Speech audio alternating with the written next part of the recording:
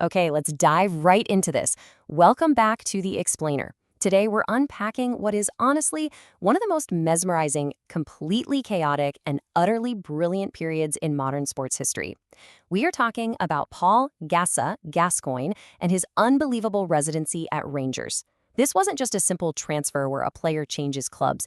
No, this was literally the most audacious sporting gamble of the 1990s.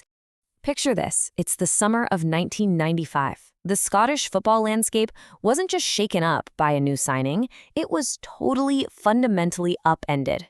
A headline broke that honestly sounded more like a fever dream than a real sports report.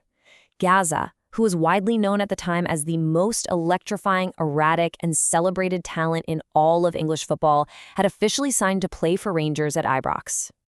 To put that into perspective, it was described as being like dropping a live wire into a vat of gasoline. And, that perfectly captures the sheer shock value of this moment. Think about it. Scottish football was heavily defined by intense, localized passion and a really high level of tactical grit and physical attrition. Gazza, on the other hand, well, he brought this high-octane, almost operatic English lifestyle right along with him. It was a complete collision of two entirely different worlds. The sheer electricity of this transfer meant it immediately transcended football. It became this massive pop culture event that literally defined an entire era. Which brings us to our first major theme, rewriting the tactical script. And this brilliantly illustrates the tactical anomaly that Gazza represented. On one side of the coin, you have the traditional Scottish league of that era. It was tough, it was largely structured around rigid defensive lines and physical attrition, a real grind, right? But on the other side, you have Gazza. When he walked onto the pitch, he didn't follow that established tactical script at all. He basically rewrote it in real time.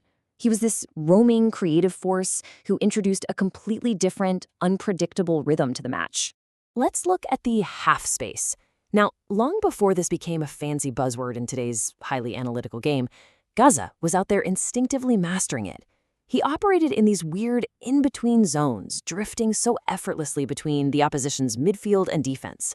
Using his notoriously low center of gravity and, his obvious love for the spectacular, he exploited these little pockets of space to completely dismantle opposing defensive structures. It was like he was playing a completely different game. And what happened when he found that space? Man, it was pure spectacle. Gazza's goals were never just standard points on a scoreboard. They were personal performances. I mean, just think about that legendary Maisie solo run against Aberdeen that sealed the title. He had this unbelievable ability to take a standard, everyday match and turn it into his own personal highlight reel. He was literally the ultimate main character of the Scottish game. You didn't just go to Ibrox to see Rangers play. You bought a ticket just to see what on earth Gaz was going to do next. Moving on to the next section, the Old Firm Crucible.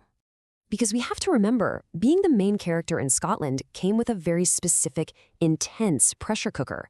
People call it the Glasgow fishbowl, and let me tell you, that wasn't just a metaphor. To really test a player's mettle, you threw them into the claustrophobic intensity of the Rangers versus Celtic derbies.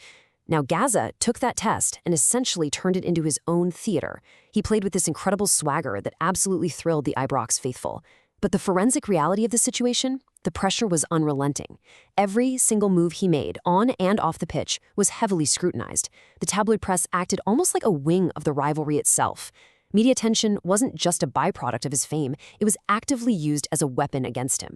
And all of this compounding weight really built up the Gazza brand. He wasn't just a footballer anymore, he was a transcendent cultural icon.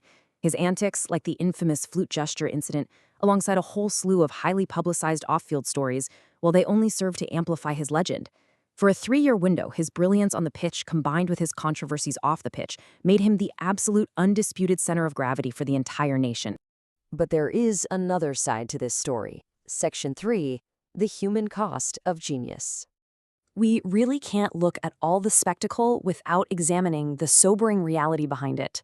The source material describes him perfectly as a player who gave everything to the crowd, often at the expense of his own well-being. So the crucial point is that Gazza's time in Scotland is a harsh case study in the human cost of being a phenomenon. Behind all that magic you saw on the pitch, he was battling some intense personal demons. The sheer, brutal physical demands of the Scottish game, combined with that blistering media glare we just talked about, took an immense physical and mental toll on him. He was this electric entertainer who gave absolutely everything to the crowd, but tragically, it was so often at the expense of his own personal well-being. Yet, despite all that turbulence, consider how he is actually remembered today. The legacy of adoration he left behind is truly unique. If you go up and ask a Rangers fan from that era about Gazza, they aren't going to pull out a spreadsheet of clinical stats or talk to you about assist ratios. No way. Instead, they'll tell you a story.